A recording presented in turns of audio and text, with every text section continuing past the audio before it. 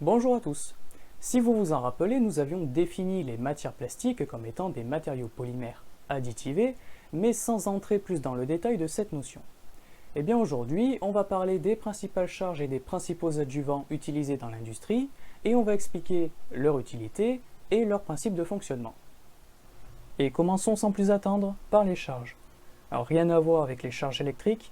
Dans un plastique, une charge, par définition, c'est une matière solide non soluble dans le polymère, souvent inerte, qu'on ajoute pour en modifier les propriétés finales ou le comportement lors de la mise en forme. Elles sont généralement présentes en quantité abondante. On les appelle aussi fréquemment des renforts, notamment lorsqu'elles améliorent les propriétés mécaniques des matériaux, surtout dans le domaine des composites. Mais cela s'applique pour l'amélioration de n'importe quelle propriété, même si c'est le prix ou la résistivité électrique. Ces charges se distinguent de plusieurs manières. Selon leur nature, c'est-à-dire si elles sont organiques ou inorganiques, on parlera souvent dans ce cas-là de charges minérales. Selon leur géométrie et leur dimension, on peut les retrouver sous forme granulaire ou sphérique, que ce soit des poudres ou des billes, sous forme de lamelles, d'aiguilles ou de fibres, courtes, longues ou continues. Leur géométrie est décrite par ce qu'on appelle le facteur de forme, qui correspond au rapport de deux dimensions caractéristiques de la charge. Par exemple, pour une charge lamellaire, si son facteur de forme est de 10, ça veut dire que sa plus grande longueur vaut 10 fois son épaisseur. Enfin, on peut classer les charges selon leur fonction, bien entendu. Et commençons par les charges minérales, avec la plus utilisée dans l'industrie, qu'on a déjà évoquée, et qui va nous permettre d'expliquer la plupart des effets. Cette charge, c'est le carbonate de calcium en poudre. C'est l'un des minéraux les plus abondants à la surface de la planète, puisque c'est le composant majeur du calcaire, de la craie et du marbre. D'ailleurs, on dira plus souvent que le plastique est chargé en craie plutôt qu'en carbonate de calcium, ça va plus vite. Ce carbonate de calcium sert entre autres comme charge économique pour réduire le prix de revient des pièces, comme pigment blanc grâce à sa couleur. Il arrive d'en mettre jusqu'à 90% en masse, comme c'est le cas pour le mobilier de jardin pas cher. Comme renfort thermomécanique, il améliore bien la rigidité et légèrement la tenue en température, mais réduit la résistance mécanique. Et sinon, il sert aussi d'agent anti-retrait et d'agent anti-UV. Comment fait-il tout ça? Eh bien, c'est ce qu'on va voir maintenant. Pour la réduction du coût, c'est très simple. Que ce soit au kilogramme ou au mètre cube, le carbonate de calcium coûte moins cher qu'une polyoléfine. Partant de là, il est évident que remplacer une partie du volume de polymère par de la craie fait baisser le coût de revient. Si on le vend au même prix, il y a de quoi se faire de belles marges. Typiquement, en tant que charge économique pour des applications courantes, on en met entre 70 et 80% en masse. Pour la partie pigmentation, je pense que c'est assez évident. Le carbonate de calcium est blanc, les polymères sont pour beaucoup translucides, donc ça les rend blancs. Passons plutôt à la modification des propriétés mécaniques. Je l'ai dit juste avant, la présence de craie dans un polymère augmente sa rigidité, mais a tendance à réduire sa résistance. Pour l'exemple, prenons le cas classique du polypropylène. Lorsqu'il est chargé à 20% en craie, son module est multiplié par 2, mais sa résistance diminue de près de 20%. Pour comprendre pourquoi, voyons ce qui se passe lorsqu'on fait un essai de traction sur une éprouvette en polymère chargée en craie. Le problème de la craie, c'est que contrairement au polymère, elle ne se déforme que très peu. Elle a une rigidité de l'ordre de 60 gigapascales, bien supérieure à n'importe quel polymère. Pour mesurer le module de Young, on n'étire que très peu l'éprouvette, pour s'assurer de rester dans le domaine élastique. Donc même si les particules de craie ne se déforment pas de façon notable, le polymère autour, plus souple, peut facilement y rester accroché.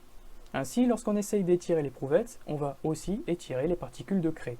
Et avec leur rigidité, on comprend pourquoi le module global du matériau est plus élevé. La résistance, elle, est mesurée pour les fortes déformations. Et dans ce cas-là, les chaînes polymères ne peuvent plus suivre. On a un décollement à l'interface, et l'effort n'est plus transmis. C'est le polymère seul qui encaisse tout. La résistance mécanique du polymère est toujours la même, mais la section réelle qui travaille est plus faible à cause de la craie devenue inutile, d'où une chute apparente de la résistance. Pour l'amélioration de la tenue en température, c'est un petit peu le même principe que pour la rigidité. Alors que le polymère commence à ramollir, la craie, elle, reste parfaitement rigide. Un point extrêmement intéressant avec le carbonate de calcium, en plus de son prix, c'est qu'il limite ce qu'on appelle le retrait. C'est un phénomène de contraction du matériau suite à sa mise en œuvre qui a plusieurs origines. D'abord, la majorité des polymères sont chauffés lors de leur transformation, que ce soit les thermoplastiques qui sont fondus ou ramollis, ou les thermodurs qui sont cuits et s'échauffent de même lors de la réticulation. Lorsqu'ils refroidissent, ils se contractent beaucoup, leur coefficient de dilatation thermique étant grand en comparaison des autres matériaux. À cela s'ajoute dans certains cas la formation de zones cristallines, plus compactes, et la présence de solvants pour quelques thermodurs qui va s'évaporer. Le volume manquant va être comblé par une contraction du matériau. Toutes ces contractions qui se cumulent sont le retrait. Il est préjudiciable car il déforme la pièce finale, c'est pourquoi on cherche à le réduire autant que possible. La craie, elle, reste solide tout le long du procédé et a un coefficient de dilatation bien plus faible que celui des polymères. Son volume ne varie donc que très peu, d'où une limitation du retrait. Enfin, pour l'effet anti-UV, le principe est là aussi simple. Les rayonnements UV sont suffisamment énergétiques pour casser les chaînes polymères. Et une chaîne coupée en deux, c'est une perte considérable de propriétés mécaniques et thermiques, entre autres. La craie va limiter ça par deux actions. Primo, elle va absorber une partie des UV mais sans se dégrader, elle va juste s'échauffer. Et deuxio, elle diffuse le rayonnement, ce qui réduit localement son intensité. Comme autre charge minérale très utilisée, on a le talc, que vous connaissez certainement en cosmétique pour les bébés. D'ailleurs, attention avec ça, comme la craie pour tableau, la farine dans les cuisines ou la sciure de bois lors du sciage, le talc étant une poudre est un facteur de risque très important de cancer des poumons. Ce silicate de magnésium se présente sous forme de lamelles qui, en glissant les unes sur les autres, offrent des propriétés lubrifiantes intéressantes. Le talc rend le plastique plus facile à mettre en forme en limitant les frottements entre le polymère fondu et l'outillage et en réduisant les frottements internes qui peuvent allègrement chauffer le polymère à plus de 150 degrés. Cette lubrification réduit aussi son coefficient de frottement, ce qui en fait un anti-rayure peu coûteux. Non pas que le talc rende le plastique plus dur, sa dureté étant de seulement 2 Vickers, mais il assure un glissement efficace de l'indenteur. C'est typiquement ce qu'on utilise pour les tableaux de bord automobiles en polypropylène. Sinon, ce pigment blanc matifiant est un excellent anti-retrait, mais avec un coût supérieur à la craie qui améliore un peu plus la rigidité et la tenue thermique grâce à une surface de contact supérieure entre lui et le polymère. Il est plus simple de s'accrocher à une plaque qu'à une sphère. Un autre minéral apprécié en plasturgie, le mica, qui se présente lui aussi sous forme de lamelles, ce qui offre là encore de bonnes propriétés tribologiques. C'est aussi un anti-retrait qui améliore la résistivité électrique et les propriétés thermomécaniques, qui est anti-UV et sert comme pigment blanc à brun selon la couleur initiale de la roche. Un dernier minéral, plutôt utilisé pour les polymères techniques, la wollastonite, un silicate de calcium à structure aciculaire, c'est-à-dire en aiguille. C'est aussi un anti-retrait qui améliore nettement les propriétés mécaniques, dont la résistance, grâce à sa structure en aiguille, similaire à de toutes petites fibres. Par rapport aux charges granulaires ou lamellaires, la forme aciculaire assure une bien meilleure accroche, d'où le gain supérieur de propriétés. Outre les roches, il existe d'autres matériaux inorganiques qu'on utilise comme charge. Le premier, très utilisé, c'est le verre, qui peut se présenter sous de nombreuses formes. Dans tous les cas, on peut noter qu'il améliore les propriétés thermomécaniques, dont la dureté, ainsi que la tenue chimique et la résistivité. Sous forme de poudre ou de billes, il améliore la coulabilité du polymère. On utilise notamment les microbilles de verre pour améliorer la durabilité des pneus grâce à la dureté élevée du verre. Sous forme de fibres broyées, il offre un bon renforcement mécanique assez homogène, et sous forme de fibres longues ou continues, il offre un renfort mécanique particulièrement important, mais hétérogène. On les utilise essentiellement pour les composites à fibres de verre. Du coup, on peut se demander, c'est quoi la différence entre une matière plastique, donc un polymère chargé, et un matériau composite? Si je prends du polycarbonate et que je le charge en fibre de verre courte, il se classe dans quelle catégorie? Eh bien, pour les composites, on a une notion de synergie entre les constituants à laquelle s'ajoute l'idée que, pour les matériaux composites, si j'ajoute des charges, ce n'est pas au hasard, mais pour atteindre une valeur précise de propriété. Donc dans le cas de mon polycarbonate, si je le charge non pas juste pour augmenter sa résistance, mais pour atteindre les 100 mégapascals, ce sera un matériau composite, et non pas une matière plastique. Après le verre, on a aussi le carbone.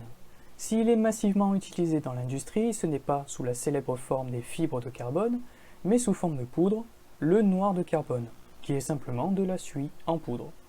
Sa noirceur en fait un excellent anti-UV car il est très absorbant, on le retrouve abondamment dans les pneus et les joints de pare-brise, ce qui explique pourquoi ils sont noirs.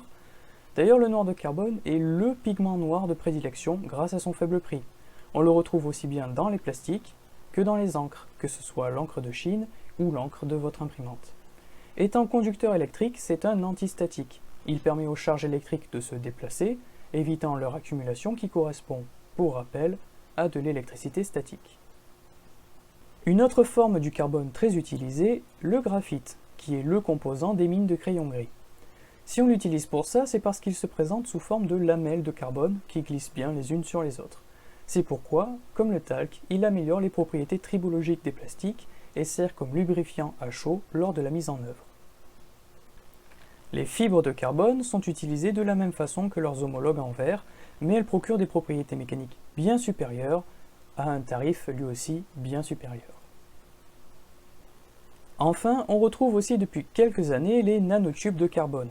Leurs effets sont similaires à ceux du noir de carbone, mais avec un gain de propriété et un coût supérieur. On va les retrouver pour des pièces techniques où le prix importe moins, comme les raquettes de tennis haut de gamme.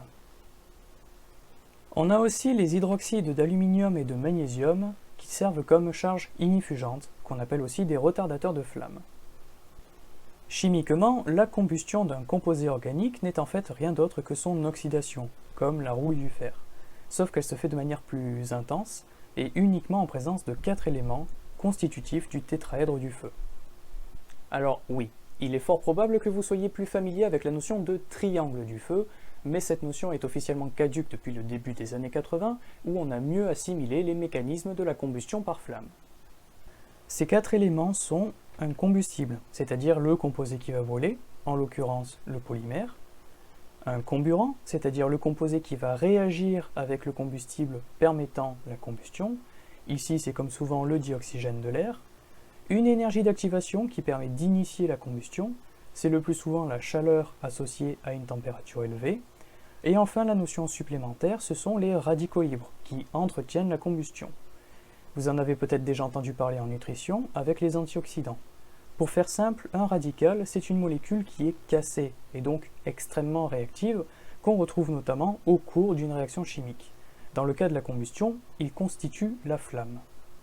Et c'est justement pour ça qu'on a implémenté cette notion au triangle du feu. Sans radicaux libres, le matériau continue à brûler, mais sans flamme, comme les braises.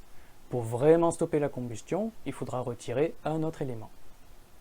Comment agissent les hydroxydes métalliques en présence de ces 4 éléments?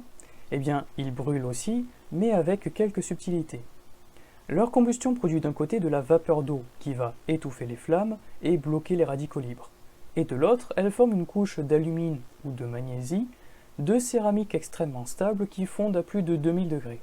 La flamme se retrouve donc sans combustible. Ensuite, contrairement aux combustions classiques, cette réaction consomme de l'énergie. Une partie de la chaleur va donc être absorbée. C'est en combinant ces effets que les charges ignifugentes retardent ou stoppent la combustion. Enfin, comme dernière charge minérale notable, on a le disulfure de molybdène.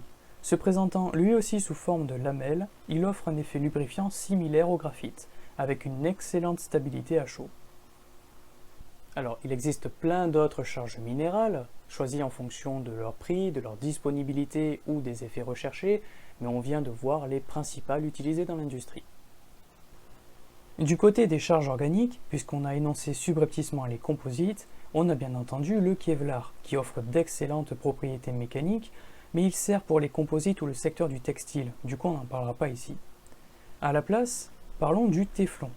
Grâce à ses excellentes propriétés tribologiques qu'on exploite pour nos casseroles, les microbilles de téflon servent comme lubrifiant, facilitant la mise en œuvre du matériau. Il améliore aussi la tenue thermique et chimique, mais dégrade la qualité de collage. On va aussi retrouver les caoutchoucs comme charge anti-choc, Les billes d'élastomère vont se déformer pour absorber l'énergie à la place du matériau autour, plus fragile. Enfin, on a les charges végétales sous forme de fibres qu'on retrouve notamment dans l'automobile pour l'isolation phonique, car les fibres végétales sont creuses. Bien sûr, comme les autres fibres, elles améliorent les propriétés mécaniques. On utilise aussi les déchets végétaux en poudre, comme la sciure de bois ou les restes de l'agriculture, qui servent essentiellement comme charge économique biodégradable. Pour en finir avec les charges, les deux catégories offrent toute une gamme de pigments aux couleurs variées, présentés sous forme de poudre à incorporer au polymère. Maintenant qu'on a largement fait le tour des charges utilisées dans les matières plastiques, passons aux adjuvants. Contrairement à une charge, un adjuvant est un composé généralement fluide qui est nécessairement soluble dans le polymère et qu'on ajoute pour en modifier les propriétés finales ou le comportement lors de la mise en forme. Ils sont généralement présents en faible proportion, en dessous du %, sauf dans certains cas, comme avec les premiers adjuvants dont on va parler, les plastifiants.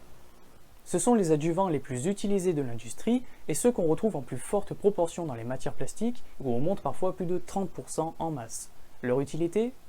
Plastifier le matériau. Ici, la notion de plastifier n'a rien à voir avec le comportement des métaux. On peut voir les plastifiants comme des ramollisseurs. Ce sont des fluides composés de grandes molécules qui vont s'immiscer entre les macromolécules du polymère, ce qui les éloigne et réduit l'interaction entre elles. Il en résulte évidemment une chute notable de la rigidité, de la résistance mécanique et des températures caractéristiques à chaud, mais en contrepartie, le matériau gagne en allongement en rupture, en résistance au choc et en tenue aux basses températures. Vous avez là un extrait vidéo avec deux éprouvettes en PVC, l'une est en PVC classique, celui des canalisations et des gouttières, et l'autre c'est le même matériau mais avec 30% en masse de plastifiant. On voit clairement l'effet qu'a le plastifiant sur le matériau. On peut les voir comme des espèces de solvants qui ne s'évaporent pas. En termes de composition, 70% des plastifiants utilisés sont des phtalates et 12% des téréphtalates. Le problème, ce n'est pas seulement leur nocivité, c'est surtout leur tendance à diffuser, c'est-à-dire à migrer hors du plastique. Alors je pense que vous voyez le risque sanitaire encouru s'il y a contact avec des aliments, mais en plus, le plastique perd ses propriétés dans le temps. On parle de vieillissement par diffusion. Le plastique se fragilise et fissure facilement au bout de quelques années, voire quelques mois. Mais ces plastifiants sont très souvent nécessaires pour obtenir des matières plastiques, on ne peut pas vraiment s'en passer. La seconde catégorie d'adjuvants importants est celle des stabilisants, qui améliorent la tenue à l'environnement. Il en existe plusieurs types selon leur effet. D'abord, on a les antioxydants, qui ne sont pas réservés qu'à notre alimentation. À l'ambiante, les polymères sont généralement peu sensibles à l'oxygène. Mais à chaud, ils réagissent fortement, ce qui produit des radicaux libres qui attaquent les chaînes, avec toutes les conséquences négatives que cela peut avoir.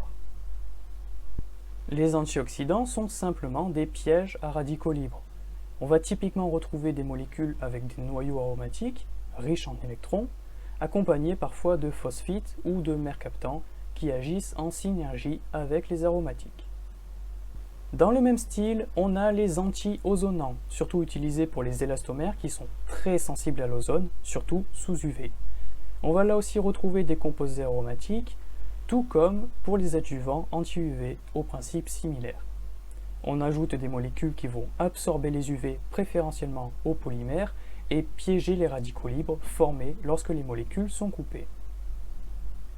Enfin, utilisés principalement pour les polymères chlorés, on a les stabilisants thermiques qui limitent les rejets de chlorure d'hydrogène à chaud. On utilise pour ça des stéarates de métaux lourds et des composés organostanneux, donc à base d'étain. Comme autre adjuvant, on a les biocides et fongicides qui sont assez explicites. Sans surprise, on va utiliser des composés à base de métaux lourds ou des composés organiques toxiques à base de soufre notamment. On retrouve par exemple des sels de nickel dans les joints anti-moisissure en silicone dans les salles de bain. Une autre catégorie importante, surtout dans les véhicules ou les bâtiments pour vous laisser le temps d'évacuer en toute sécurité, c'est celle des ignifugeants. On les retrouve en parallèle des charges ignifugeantes. Ce sont pour l'essentiel des composés halogénés, notamment des produits à base de brome, qui vont bloquer les radicaux par libération de l'halogénure lors de la combustion. On les utilise en synergie avec l'oxyde d'antimoine, ainsi que des phosphates qui produisent une couche superficielle d'acide phosphorique qui perturbe la combustion. S'ils sont nécessaires pour assurer notre sécurité, ils posent un problème sanitaire à cause des halogénures rejetées qui ne sont pas sans impact sur la santé et l'environnement. Mais c'est avant tout l'hydroxyde d'aluminium, vu plus tôt, qui est le retardateur le plus utilisé, à hauteur de 40%. Avec ces ignifugeants, on peut mettre des agents antifumée, comme l'octamolybdate d'ammonium, qui vont réagir avec les résidus de combustion et limiter le dégagement de suie qui noircissent la fumée et limitent la visibilité pour l'évacuation en cas d'incendie. Il existe aussi des adjuvants intumescents qui vont permettre la formation d'une couche de charbon poreuse. L'intérêt, c'est que cette couche, remplie de bulles, est isolante. Elle protège la structure qui se trouve derrière, des flammes et de la chaleur. On les utilise notamment dans les peintures des structures de plateformes pétrolières pour retarder leur effondrement en cas d'incendie. On a ensuite les teintures. Elles forment avec les pigments le groupe des colorants. Elles se distinguent de la même façon que les charges se différencient des adjuvants. Ce sont des molécules solubles. Moins coûteuses, leur couleur tient moins dans le temps, surtout sous UV. On retrouve des adjuvants lubrifiants qui ont le même effet que les charges comme le talc ou le téflon. Enfin, on a les adjuvants antistatiques. Si les charges antistatiques sont incorporées dans le plastique, les adjuvants sont eux plutôt utilisés pour faire un film en surface de la pièce qui va transporter ou absorber les charges, ce qui est très important dans les milieux où on a des vapeurs explosives comme les stations essence. Voici donc un récapitulatif des charges et des adjuvants vus dans cet épisode. Au final, dans la grande majorité des cas, le polymère représente moins des 3/4 de la matière plastique, voire moins de la moitié, ne serait-ce qu'avec l'emploi des charges économiques. Le problème, c'est que leur recyclage devient alors extrêmement difficile. Si les polymères purs ne sont déjà pas facilement identifiables, ils le sont encore moins avec une trentaine de composés différents qui peuvent représenter plus de la moitié de la masse du matériau. Et chaque producteur fait sa propre recette, si bien que le polypropylène noir des roues de votre chaise roulante n'est certainement pas le même que celui de votre clavier, et rien ne garantit que les mélanger lors du recyclage donnera quelque chose d'intéressant. Mais on ne peut pas s'en passer de ces additifs, car dans bien des cas, il serait juste impossible d'obtenir des pièces. Bref, je vous laisse là-dessus puisqu'on en a fini avec ça, du moins pour les matières plastiques. Je vous remercie d'avoir regardé cet épisode, en espérant que vous comprenez encore mieux les matières plastiques et les problématiques qui y sont liées. Moi je vous dis à la prochaine.